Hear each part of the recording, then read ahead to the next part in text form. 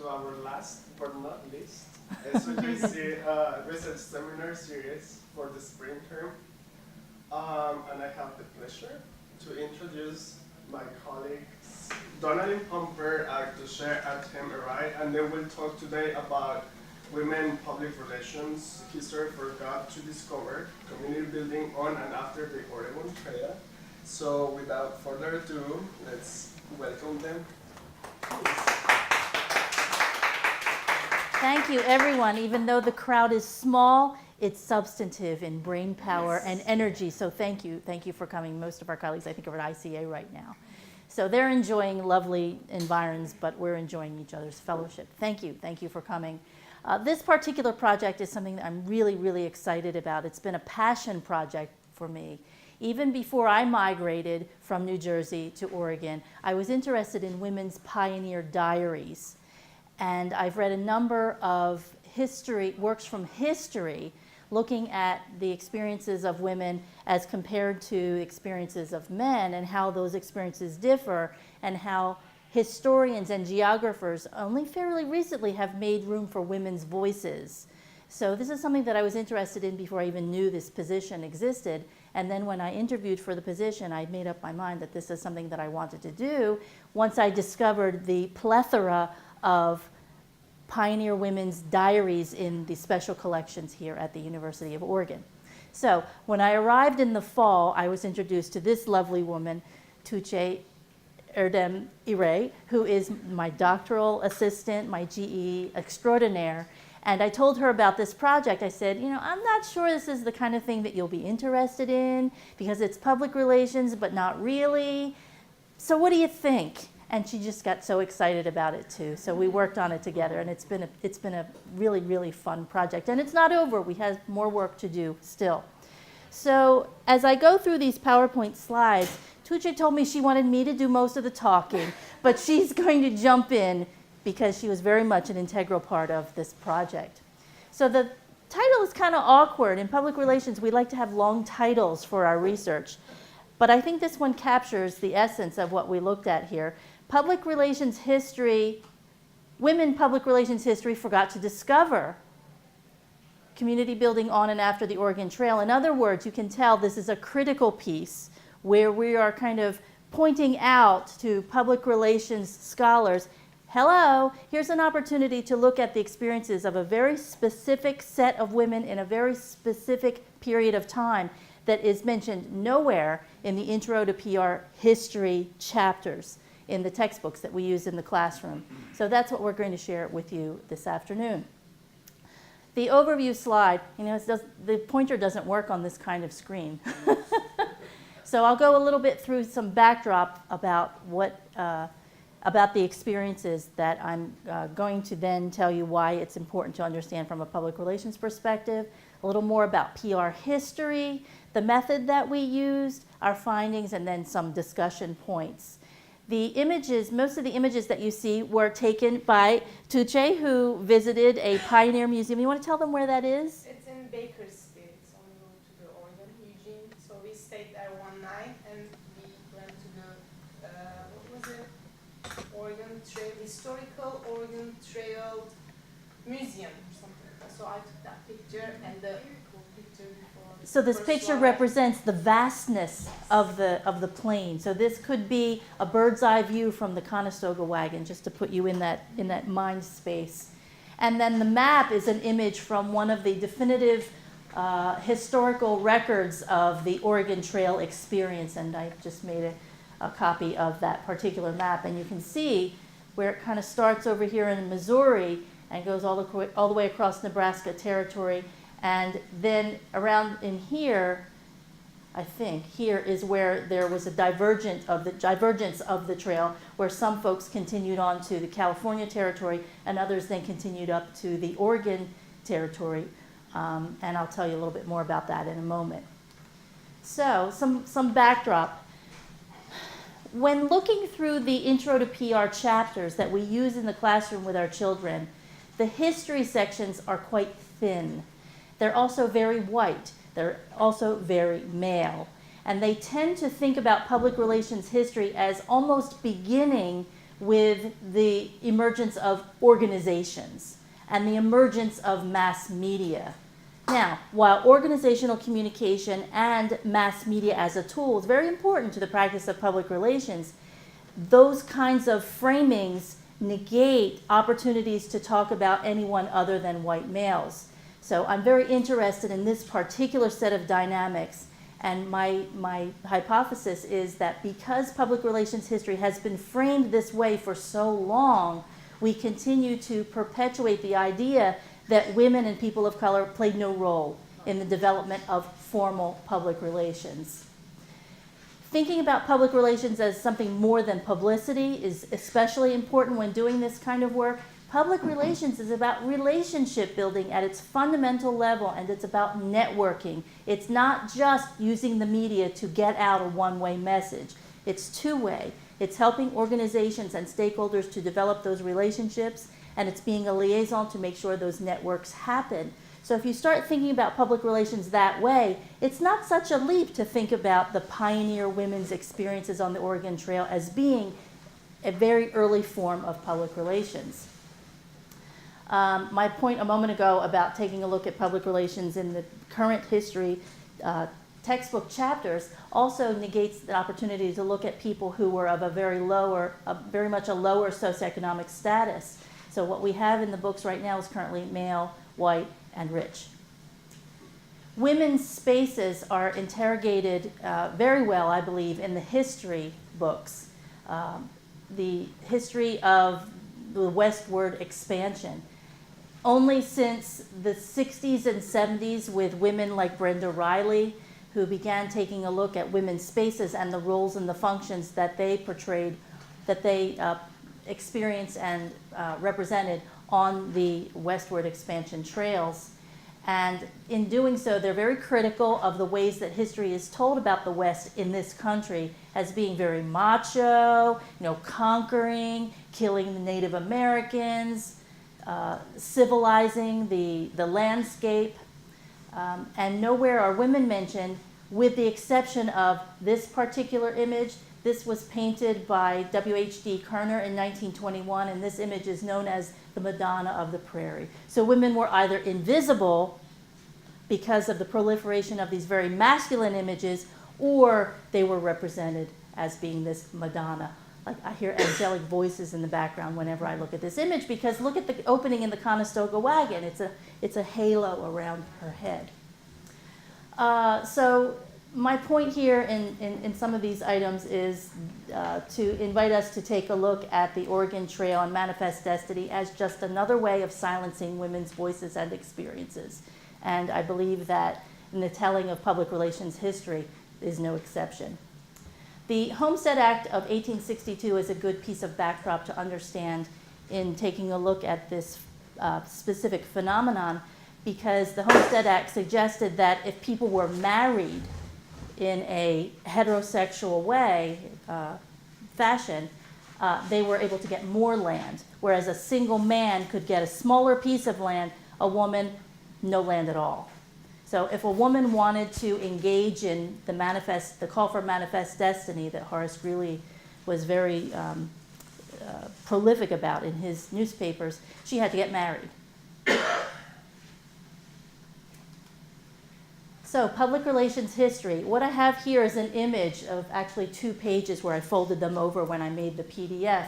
And you can see along the margins of this particular textbook that I happen to use in Intro to PR, they're all white males, and they're all very rich white males. We have Ivy Lee, we have Rex Harlow, John Rockefeller, and George Creel. Very, very masculine representations of public relations history's early period. Ivy Lee is, I think, yeah, there he is at the top. And it's only until recently that we're hearing about any women at all, other than the woman who was married to, I can't remember her name. She was married to one of the early public relations agency founders, and the history books are now mentioning that she was a public relations practitioner in her own right, not just the wife of this person. But anyway, getting back to my point about Betsy Plank, the Page Foundation at the University of Alabama, I think, has been doing a very good job at amplifying the role that Betsy Plank played in the earlier formations and a little bit later through the 60s and 70s of public relations, to the degree that the image right there in the middle is just from Google. You type Betsy Plank and that image comes up, so her image is being represented now. And then at the bottom is a photograph of our PRSSA students here on campus who competed to amplify the contributions of Betsy Plank, and they actually won second place this year nationally with the work they were doing in promoting Betsy Plank. So overall, for this particular project that Tugce and I worked on, our research question was, what roles did Oregon Trail women fill during and after the journey? So we looked at the period of coming over the trail as well as once they became settled in Oregon Territory / country, because both terms are used. A little about our research method. What we wanted to take a look at is a phenomenon that was experienced by 350,000 people during a relatively short period of time between 1841 and 1867. Generally, what we wanted to look at was the lived experiences of these women and the forms of communication that they used, such as writing in their diaries, writing in their journals, and writing in their day books. The overall, the time period for the trip was 6 to 8 months, which I think probably felt a whole lot longer. And historians tell, this is from the historians' literature rather than in our own findings, which I haven't gotten to yet, they talked about how women wrote in their diaries as a form of release, as a form of bitching and moaning, and cataloging their experiences, because who was going to listen to them? Their husbands certainly weren't going to listen to them. So in addition to talking to other women, they used these forms of communication as a way of putting their lived experiences on paper. So Tugce and I had a wonderful time going over to the UO Special Collections Archive during winter break, and we took a lot of photographs of the diaries and the reminiscences. Now I'd like to make a little bit of a distinction. Everyone knows what a diary is. That's where you handwrite your experiences, what happened during the day.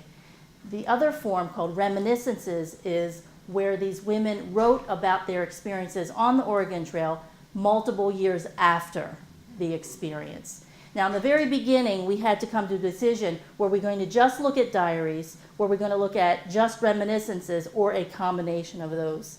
And what we decided to do was to look at the combination of diaries and reminiscences, with the caveat, we know that with the passage of time, some things can change. The shaping and the framing of one's experiences can change over time. We also discovered that there were opportunities for the retyping of some of the diaries. When a family member retyped the diary, there's always the likelihood something could change. And we know from the history literature that family members often did that when they didn't want anything to appear embarrassing.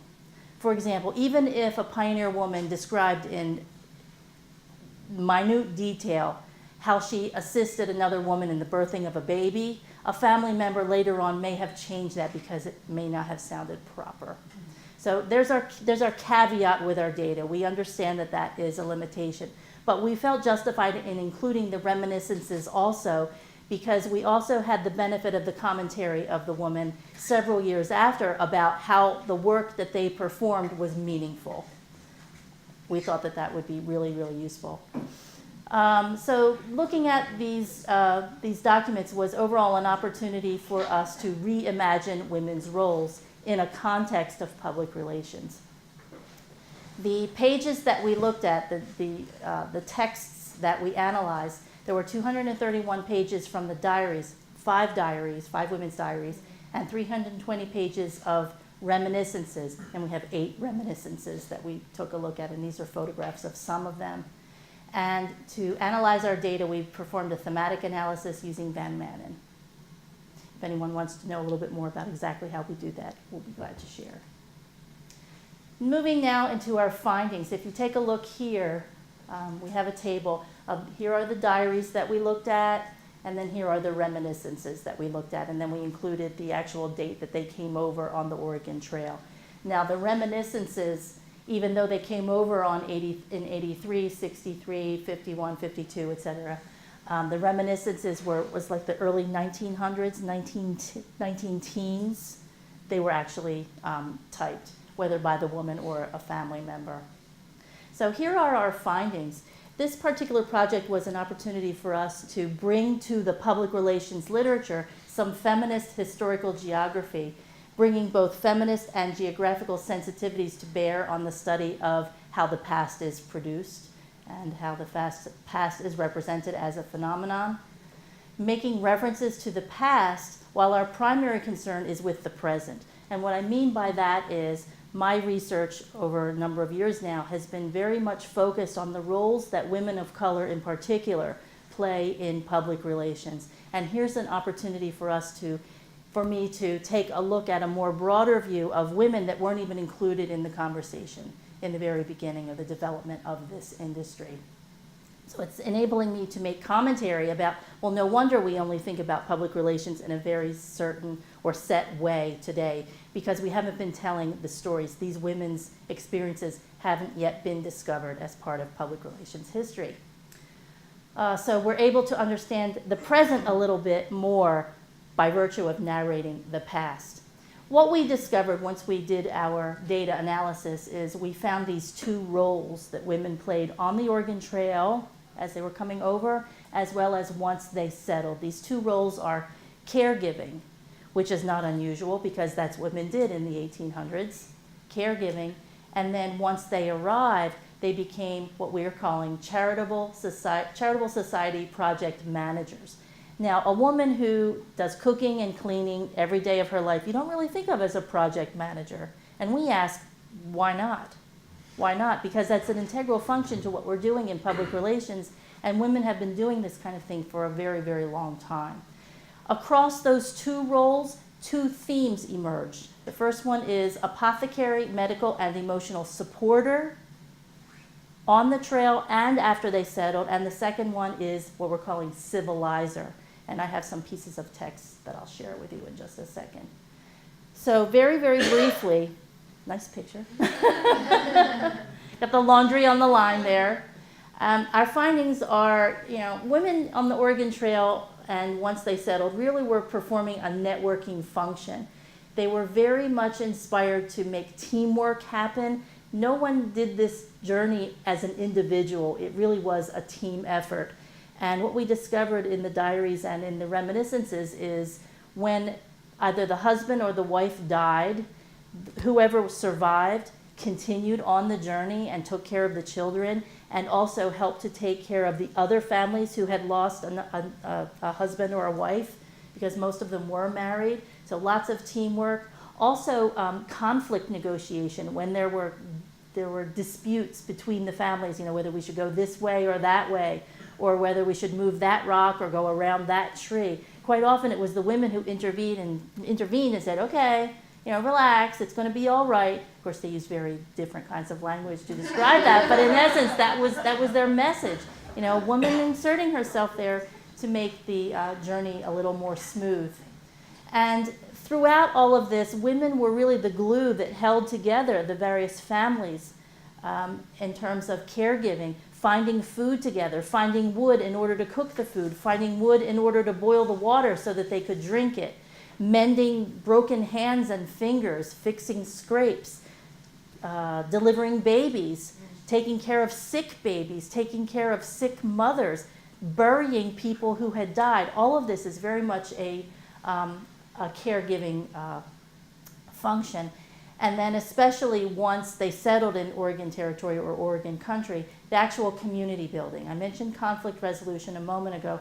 This is a management function, helping to make sure that all the tasks, prioritizing the tasks, and then making sure that they're all taken care of and completed. Budgeting. There were stories about we went into the store or we went into the trading post and it's just too expensive to buy eggs, and we have to make X amount of money last for the next month. And this was a function that women were performing. And if you think about it, the public relations function, what are we doing for our clients? We're budgeting the money that they give us to make the public relations campaign work. Also, once everyone settled in Oregon Territory or Oregon country, it was the women who made sure that the schools were developed, and those school buildings often served double duty for places of worship and spiritual guidance. So the Oregon Trail pioneer women worked as community builders, helping the wagon train and early settlement communities to connect with their past, writing letters home. We're okay, Mom and Dad. We're okay, sis and bro. To make sense of a new present. You know, how are we going to live? How are we going to, you know, find water? How are we going to get along with the savages that live around here? And then how are we going to plan for the future? You know, many of these women were pregnant the whole time, and if they had just given birth, they were pregnant by the time they got to the Oregon Territory. So lots of caregiving with children. May I share with you some of the texts from the actual diaries? Let's see if we fast forward here, because their words are far more powerful than mine.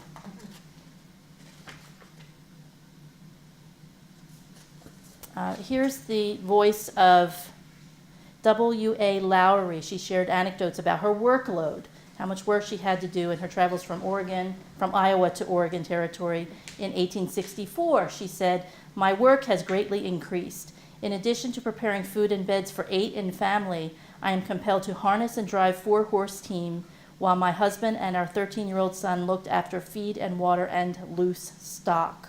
My husband yoked and drove the ox team, and with the aid of the small children, got the wood, water, and all manner of camp work. Every horse was unharnessed and every ox unyoked at noon to give jaded animals rest as well as food. We all gathered around our cheerful bonfire after the day's work done to rehearse the adventures of the day, mend the numerous tents, wash the children's faces, dress and tie up the many wounds and bruises, and oiled the alkali faces, hands, and toes, while bread, bacon, and beans were cooking for the next day's travels." We retyped, by the way, their exact words, so there are lots of grammatical errors. One of the diarists, she always put an extra R in very, V-E-R-R-Y. So that tells you a little bit about the education level of a lot of these women. Back to the caregiver role, Lydia Rudd confided in her diary traveling from Missouri to Oregon in 1852, quote, "A deaf and dumb man died this morning a few rods from our camp. We found him lying by the side of the road without a person near that ever saw him before. We doctored him and did what we could, but he was too far gone." Another woman, Amelia Hadley, recorded in her diary that she was very shocked at the outset of the trip about the number of people dying, but then later, toward the end of the journey, she wrote, "Traveled 25 miles today, very uncomfortable indeed, windy and cloudy, past 5 graves and 2 yesterday or the day before, which are the first we have seen by the side of the road. Land is very broken," V-E-R-R-Y. Childcare and healthcare often overlapped as a family affair, requiring women to multitask. She has the longest name, Arvenzina Angeline Spillman Cooper, wrote, "There were already some wagons waiting there, and belonging to one was a woman with a very sick baby. Grandma and I went to see it, leaving Belle with the children at our wagons." And then she proceeds to talk about how she delivered another baby. Women also prepared bodies for burial. One woman wrote, "Friday, F-R-Y-D-A-Y, June 13th, came to a grave, his name Glenette. Died 1849, was buried in a canoe. The wolves had made a den down in his grave. They dig up everyone that is buried on the plains as soon as they are left. It looks so cruel. I should hate to have my friends or myself buried here." Women also took care of the livestock, especially when their husbands died. Elizabeth Goltra wrote of administering homemade remedies to horses and cattle, as well as to people. She wrote, "We poured the lard and vinegar down them, and soon they seemed better." And there are many, many other examples. J.E. Hanna wrote about the teamwork, time management, and community building. She said, "Notwithstanding all the fine land, I would not live here if you would give it to me. The great trouble would be so far from market." Her practical side also shone through in this description of managing food preparation in such an uncivilized place. "Camped on the river, had to cook with buffalo chips for the first time. It makes very good fuel when dry and is more preferable than wood for the very good reason that we can't get it. Finding fuel for food preparation was mentioned several times throughout her diary. Once they landed in the Oregon Territory and began what we're calling their civilizing function in terms of creating schools and churches, here are some pieces of text from those periods. J.A. Newell explained in her Reminiscences that women were most prized for their domestic value, but that they were civilizer and deemed qualified to teach school in the Oregon Territory and country. She said, schools were usually held after Sunday school. The people were a religious community. The Presbyterians had a church very early at Clatsop, C-L-A-T-S-O-P. The Board of Immersions had many teachers who were often replaced as they usually married in a year. Women were in a large minority. There were promising young men anxious for partners, and many widows left, so in the Plains Crossing were obliged to seek mothers for their little families. Is there anything else that you wanted to share about the actual text that we looked at, Tugce? They talk a lot about Indians. That's one of the things that I realized when I was reading a lot, and they don't say good things for them about them, but I think this is one of the most interesting parts for me. We have a huge data set, and in one of our subsequent pieces of work, we're going to talk about the women's relationships with Native Americans. But one story that is top of mind for me, one woman's diary, she talks about the SOO, but then once her train arrives in Fort Platte, she gets the correct spelling of SIOUX, and her tone changed dramatically. Leading up to that point in the trip, it was very positive about, we saw some Indians today, mothers treating their, washing their children in the river. One also talks about how she learned how to use buffalo chips for fuel from a Native American woman, but she says Indian. But then as soon as she gets to the fort, where I presume she had interactions with other, white folks, she learned the correct spelling of Sioux, S-I-O-U-X, and then started talking very nastily about them. So we're going to be looking at some of those issues a little later on. So overall, here we have a picture of the pioneer mother. So note how she's sitting in a chair, eyes cast down, looking pretty haggard and tired. So keep that mental image in your mind there. So performing the caretaking role, which evolved into a charitable society project manager role, was thematically illustrated by pioneer women's service as apothecary, medical and emotional supporter, and also civilizer. So in these ways, we are connecting theory building with the history in public relations, which is something that really hasn't been done before, because it's just assumed that PR history is white and male and affluent. In the spirit of feminist historical geographer theorists, we subvert the erasure of women effaced from geographies of the past in PR, and the Oregon Trail Pioneer Women's role as caretaker and charitable society project manager enabled people in close proximity to make the 2,000+ mile journey together and to build community long before transportation and mass media as we know it today, and long before what we now formally understand as the practice of public relations. So we shall be presenting this work at AEJ this summer. Our paper was accepted, so we're extra proud of that. Thank you for listening to our project. Questions?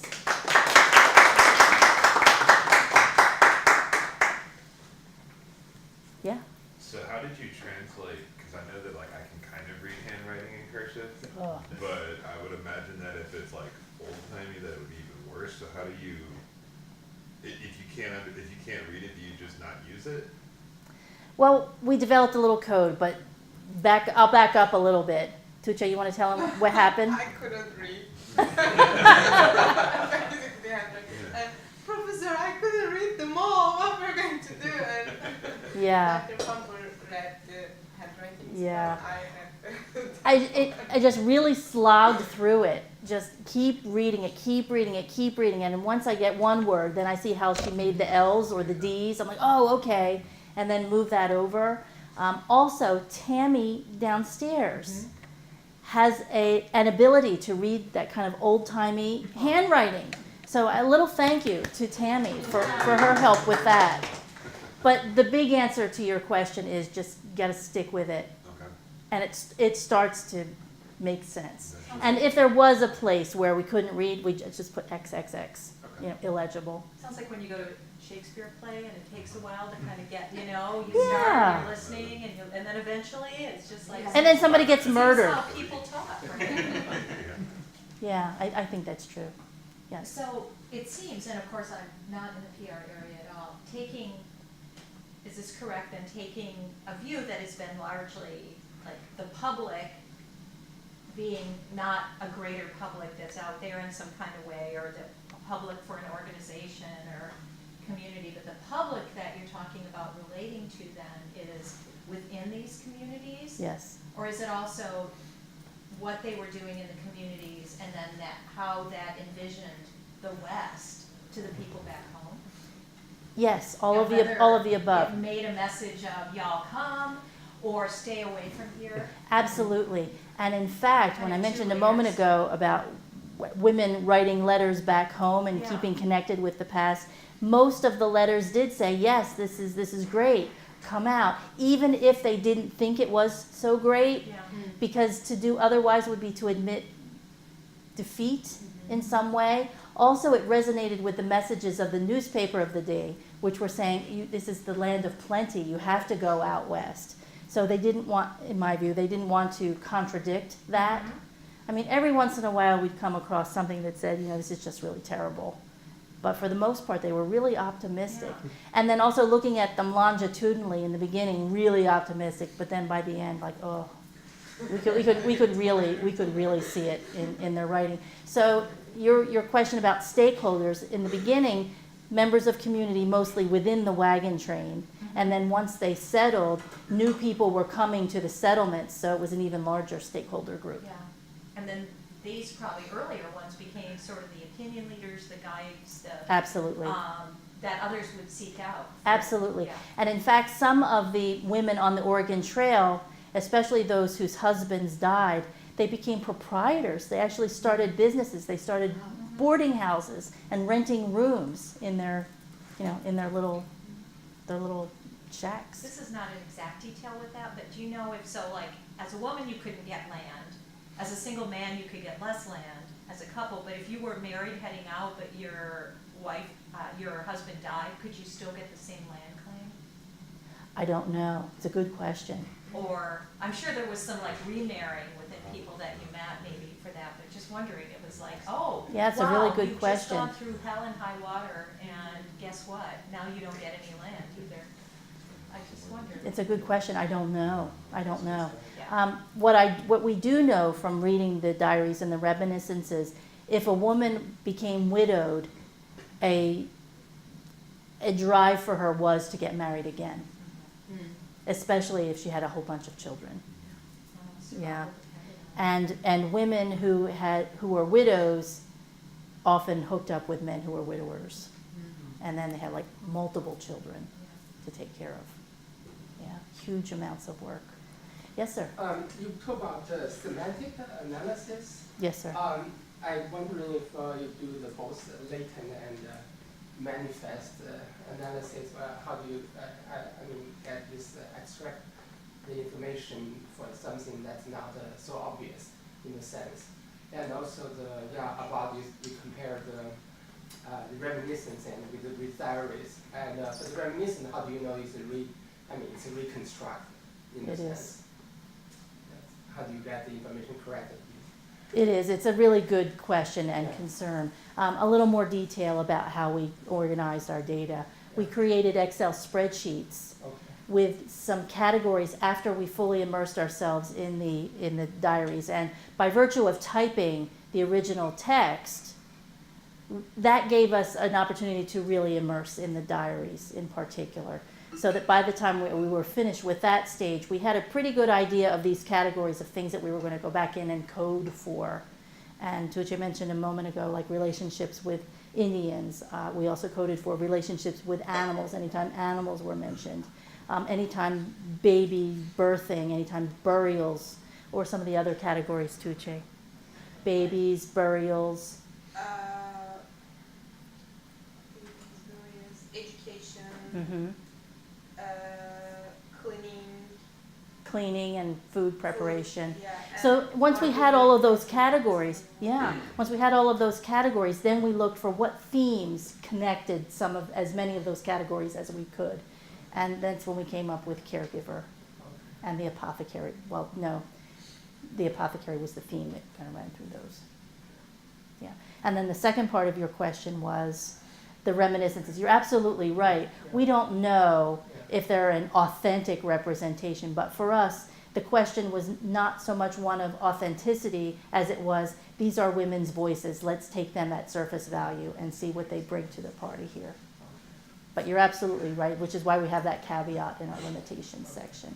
Because if a family member retypes something, or it happened 20 years ago, maybe your memory's not as fuzzy, and it's also shaped by what's happened in those past 20 years. And some of them did that. We could see references to what was going on politically in Oregon at the time.